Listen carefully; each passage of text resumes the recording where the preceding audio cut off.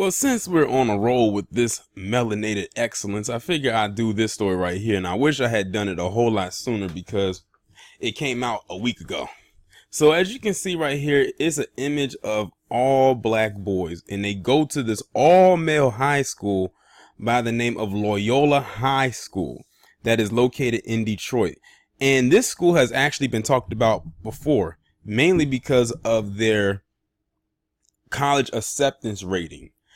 And based on this title, they are almost a decade into this and they are going stronger than ever.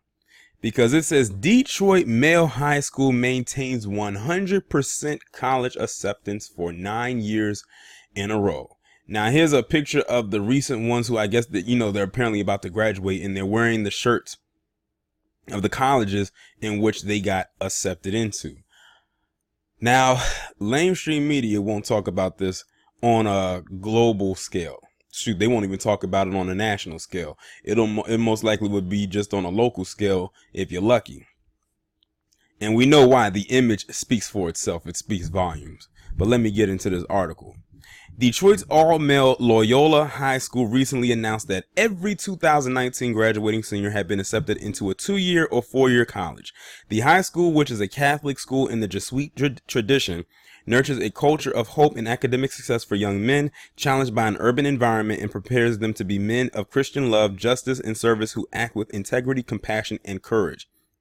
This year marks the 9th continuous year that 100% of Loyola's graduating class has been accepted into their college of choice. Loyola's quote-unquote signing day program is similar to the ESPN College Game Day program and has been in existence for 4 years. Now, I like how they did that. They made it seem like they were getting drafted or, getting into their college of choice. It actually makes it that much more exciting when you think about it, which explains why they're wearing the hats and the shirts of their choice, because it literally looks like a draft day event. This year, former University of Michigan Wolverine and member of the Fab Five, Jimmy King, made a special guest appearance to kick off the festivities and also provided the students with a motivational message that surely got the kids activated into college mode. King was introduced by another familiar face in the Detroit sports world landscape. Detroit's Piston and Michigan State Spartans play-by-play announcer George Blaha. The class of 2019 exceeded expectation by accumulating more than $1 million in scholarships, which was previously achieved by the graduating class of 2018. What's even more incredible is that over 50% of Loyola's class of 2019 are the first generation college students who had over 100 college acceptances to choose from, including several historically black colleges and universities, state colleges including Wayne State and Michigan State, as well as a host of other universities. Detroit needs strong college preparatory education, says school president Mark Ludka, SJ. If we invest in what's good for our city and what's good for our young people, our schools will produce students ready for the next challenge in their professional lives. Every one of these young men has the potential to be a future leader in Detroit, and they have prepared themselves while at Loyola High School. Loyola's signing day program culminated a focused year-long program in conjunction with the Michigan College Access Network, which works to increase college readiness, participation, and completion in Michigan, particularly among low-income students, first-generation college-going students, and students of color. Loyola continues to serve underrepresented communities in Detroit by providing young men an education guided by the Jesuit principles of academic rigor, critical thinking, service to others, and spiritual development. Another remarkable thing about this high school is that it is also challenging its students to go beyond academic excellence, to be reflective, to be committed to the service of faith and the promotion of justice, to be men for others. Another story that satisfies me, and the fact that this has gone on for 9 years, 100% acceptance rating, that is simply amazing.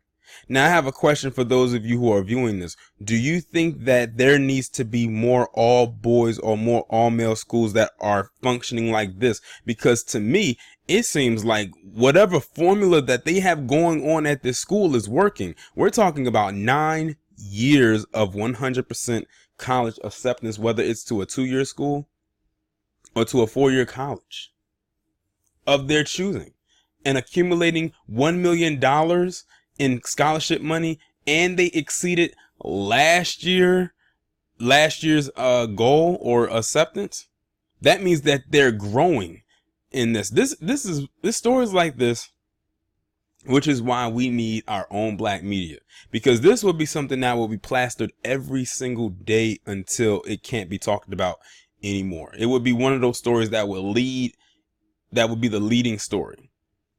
Like if I had my own network, I would recommend that every time we went live or every time we broadcasted, that the first lead story would be a positive story before we got into anything else that would be deemed as not so positive, because we need something good to really kick things off. And I will probably suggest that we have one that ends the segment as well. That way we can relieve ourselves of what we heard in between.